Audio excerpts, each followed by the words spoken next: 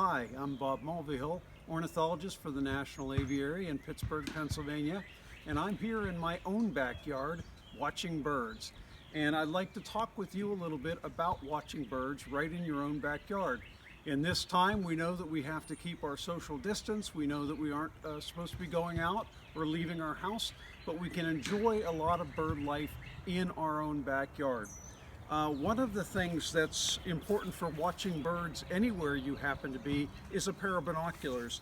And most of us have a pair of binoculars, but you may not have used them for bird watching before. So let me quickly tell you a few of the basic features of binoculars that you should know. One is that there is a center focus knob that simply allows you to focus on something that's closer or farther away from you.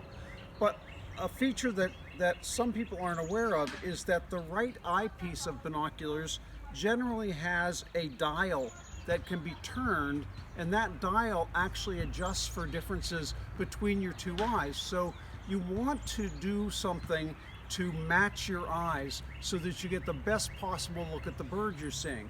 In order to do this, you don't actually need a bird. You can pick anything. I'm going to look at a tree right now, and I'm just going to close my right eye and focus on the trunk of the tree with my left eye using the focus knob on the center of the binoculars. Next, I'm going to close my left eye, which is focused on that tree, and I'm going to dial the eyepiece adjustment, the ring on the right eyepiece, until that tree looks just as focused. And now I'm going to open my two eyes together, and I see the tree in perfect focus. The nice thing about this is that once you do this, you can just look at the mark where your adjustment is, either on the plus or the minus side, and leave it there, because that is a permanent correction for differences in your two eyes, and now all of your focusing can be with that center focus knob. You're going to enjoy your binocular bird watching much more if you take the time to do this simple adjustment. The other thing with binoculars is that you want to make sure that you, if you wear glasses like I do, the eye cups are down so that the actual glass of the binocular is very flat against your eyeglasses.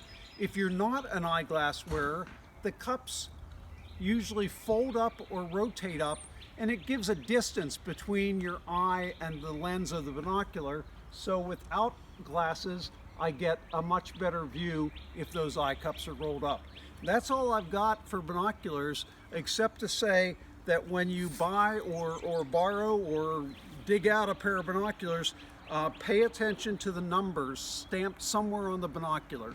Mine are Vortex binoculars, and it says 10 times 42. That's not a math problem. That's the magnification, 10 power, times the diameter of the outside lens, 42 millimeters. And as a general rule, 8 or 10 power is a very good power for magnification for birding.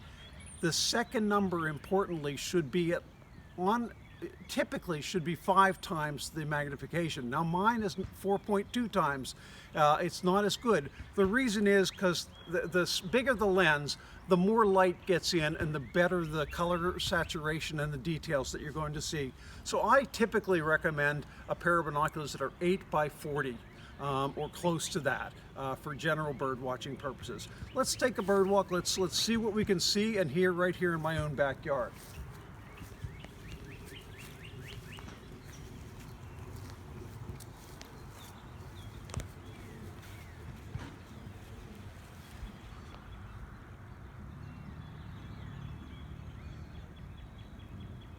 One of the first things that I'm actually hearing is the cardinals. I've seen a lot of northern cardinals this year, more than I can remember before.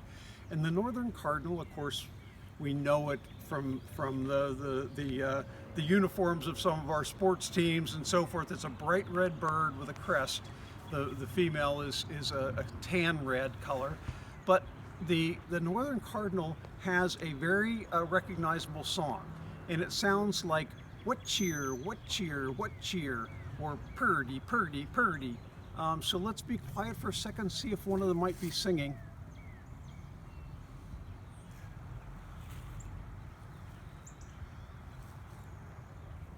Well, not at the moment, but we'll listen for that one. So that's one of the birds that's singing a lot right now. And the reason they're singing is because all of those birds that were coming to our feeders in the wintertime, they were sharing an abundant food source. Now they want to divide up. They want to pair up. The males want to attract females. They sing to do that. But then the males also want to create a space that they can raise their family in, and that's called a territory. And for that to happen, the males have to come to some sort of agreement. I'm over here, you're over there. And for us, we're lucky because when birds are fighting, they make music. So one male will sing and the other will counter sing. And if you've got good ears, mine aren't as good as they used to be, you might hear 3 or 4 or 5 cardinals kind of counter singing. And what they're doing is they're marking their territory. And if they don't have a mate, they're going to sing a little more often and try to attract a female to their territory. Once they're settled on their territories, there won't be as much fighting. But at this time of year, when they're just starting to establish territories, I get a lot of phone calls and emails through the National Aviary asking why that cardinal or why that robin is fluttering against the window. And that's because they see their reflection, and they're so driven by their hormones, their elevated levels of testosterone at this year, that they're literally seeing red. When they catch that glimpse of red reflection or orange reflection, they just, in a knee-jerk way, they just have to fight it because it's inside their territory and they need to chase it away. And because their reflection never goes away, it can become a real problem for people, and obviously a complete waste of time for the bird. But anyway, that's, again, the time of year that we're in, this transition between winter and spring, gives us a great opportunity to see birds, to watch their behaviors. I, for example, have watched the cardinals beginning to pair up, and the male will actually go to the feeder, get a seed, crack it open, and then feed it to the female who's sitting on a branch a couple of feet away. So there's a lot of interesting things to be watching for in your backyard as well. Let's continue on and see what else we might run into. All right, let's walk around. Let's keep our eyes and our ears open. Oh, I see this is an interesting thing. I see a robin on my stone wall hopping along. And of course, you know, robins are backyard birds. They're sort of the quintessential backyard bird. They love our lawns. But this robin is actually coming in a little closer because I like to feed my robins. And when I'm putting out the bird seed for the birds like the mourning doves and the finches that come to the feeders, I toss a small handful of raisins out just on the grass, just outside the feeding area of the other birds. And my robins have learned to come zipping in and eat those raisins. So that's something you can try to do.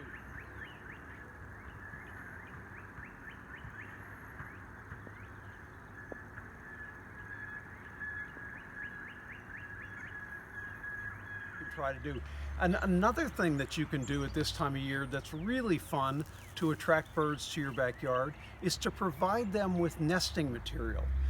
Specifically the soft fur of your or a family member or friend's pet.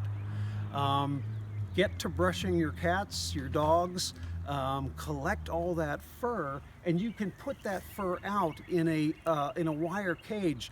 And the birds, believe me, will come in and eagerly take tufts of that fur away to line their nests. If you come along, I'll show you where we've done this for our birds.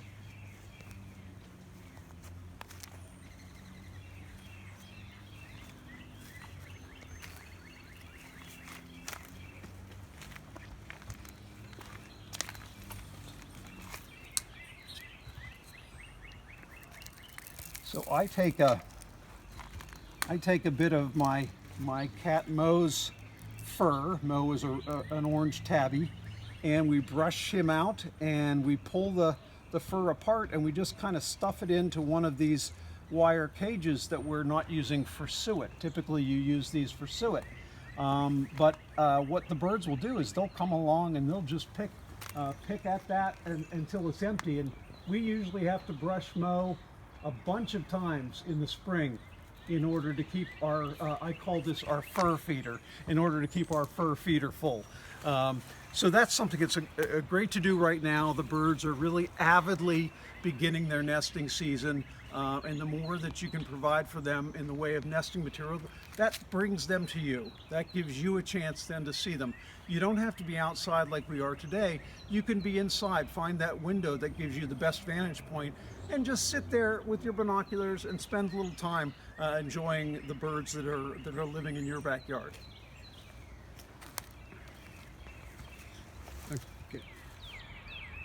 So, by all means, especially in these days when there's, it's difficult sometimes to feel good about things, enjoy the birds in your own backyard. Pay attention to them, just noticing them. Maybe if it's even for the first time, will bring you a lot of pleasure, I guarantee it. Use your eyes, use your ears. Right now I'm hearing one saying, Peter, Peter, Peter, which is a tufted titmouse, and I'm hearing another one in the distance saying, tea kettle, tea kettle, tea kettle, tea, and that's a Carolina wren. So there are tremendous numbers of birds in backyards all around the Pittsburgh area, all around the country. And what birds you attract or what birds you have a chance to see and hear is going to be dependent on where you are on the map. You're going to have different birds in the southeastern U.S. and in the midwestern U.S. and certainly on the west coast than we have right here in western Pennsylvania. But I guarantee you, no matter where you are, you have birds in your backyard, and you will be enriched by taking time to watch them and taking time to learn more about them. This is Bob Mulvihill for the National Aviary saying, bird on.